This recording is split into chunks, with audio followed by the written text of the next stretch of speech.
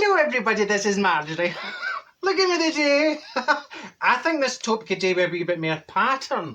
I mean, I look as if I'm auditioning for Alice's Adventures in Wonderland, isn't it? With the Queen of Hearts and all the wee playing cards. It's beautiful, isn't it? Oh, it's lovely. Shein, link down below. Now, I'm going to tell you about yesterday. Fat Boy. Now, Fat Boy 2 doors down while he's skating on thin ice, let me tell you, he is skating ice thin. Fat Boy, thin ice, bad combo. All I'm saying. Now, I says to him the other day, I says, you are actually on a very, very sticky wicket. You're annoying me. He says, oh, darling, don't be like that. I'm only trying to show you affection. I says, well, I won't show affection to somebody else. He says, I'm hoping, darling, if I, play my cards right, that I will get in your good books. I says, there are no good books as far as you're concerned. And then I thought, oh, play your cards right. I'll put this on. I was looking at my wardrobe and I says, right, I'll tell my wee story about Fat Boy 2 doors down and I'll put this on. How appropriate. Remember, play your cards right with Bruce Forsyth? I remember that. That was funny. Higher, lower, lower, higher. Higher, lower, lower, higher. I mean, there wasn't really much more to it than that, was there? It was just higher and lower. And what else did Bruce Forsyth do? Generation Game.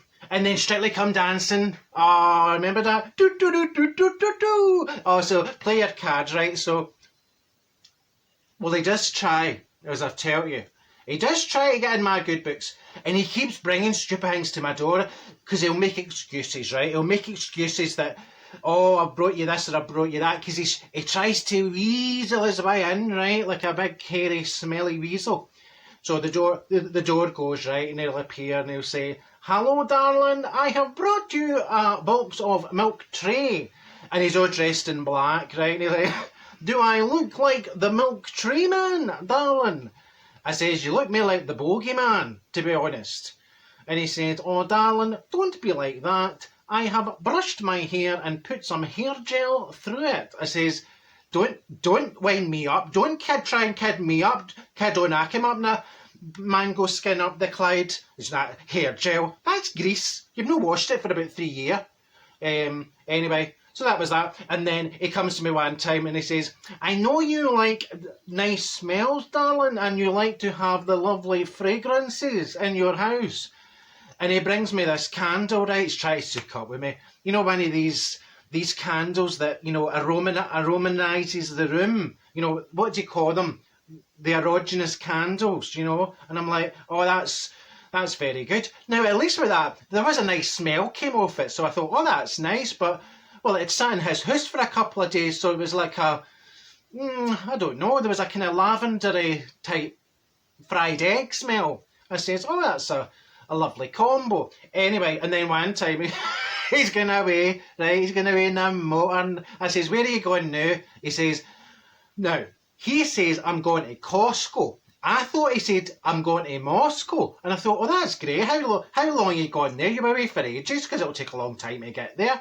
He says, no, just about half an hour for here to Costco. And I says, oh, Costco. Oh, I thought he said Moscow. I wish I had been Moscow. I wish he was going to Costco in Moscow. That would have been great because I was got probably about a week's worth of peace. Anyway, the latest, right, he came to my door and he says, oh, darling, that is a lovely smell coming from your kitchen. What are you making, darling? Are you making soup? And I says, aye, I'm making soup. I'm making chicken and rice soup. He says, oh, I've not had any for years. I says, well, you'll still not be getting any at this house. He says, no, darling. I mean, I have not had any homemade soup for years. Not since my wife left me when she won the lottery. I says, I don't think his wife actually made soup anyway. I don't know what he's going on about. Anyway, I says, right. So away he goes now. He goes away in a taxi, right? I don't know what he was. I didn't care what he's going to be in a taxi for because, I mean, he's got more sitting outside his front door. Well, he doesn't walk anywhere, does he? Because he's a right lazy Lionel, the Monkey Malcolm. So away he goes, and I says, right, tell you what, because I'm a people person and I get out there and I say, hello, hello, hello, my name's Marjorie, how do you do? Because, you know, I'm a people person. I says, I'll take him some soup, right? I'll shut him up. I'll take him some of my chicken and rice soup. So, I goes to his door, chaps his door, and I thought, he must not be back. Mind you, I didn't see him coming back in the taxi. So I'm standing this with this jug of soup, and I says, oh no, what will I do now? I didn't want to come back later, because, well, my pal Minnie said that she was maybe going to pop up and we were maybe going to go a wee run to Peebles or something. I says, right, I'll pour it through the letterbox, right? So, pours the soup, right, through the letterbox, and I thought, oh, here, I shouldn't have done that. That wasn't right, wasn't it? That Marjorie, bang! Bad Marjorie, you shouldn't have done that. Because you might have drowned the rats. I mean, the rats will be running about the hall and they'll all be getting choked with the chicken and rice soup. And I thought, oh, well, they might be hungry. You know, they might all be sitting there, all these wee rats with their napkins tied around their neck and their teaspoons eating up the soup. And I thought, oh, that'd be nice. They'll be looking for wee bits of bread to dunk in the soup. And I thought, maybe I should do a pudding. So I went back and I did a wee bit of ambrosia custard, poured that through and broke up some bits of Swiss roll. And I thought, that's good. That's a wee two-courser, the wee rats I've had the day, you know. That's quite nice sometimes. See, if you're not that hungry at your dinner time, soup and pudding, that's nice. It fills you up. It's easy to eat. And anything with a spoon, easy to eat. Trifle, semolina, semolina,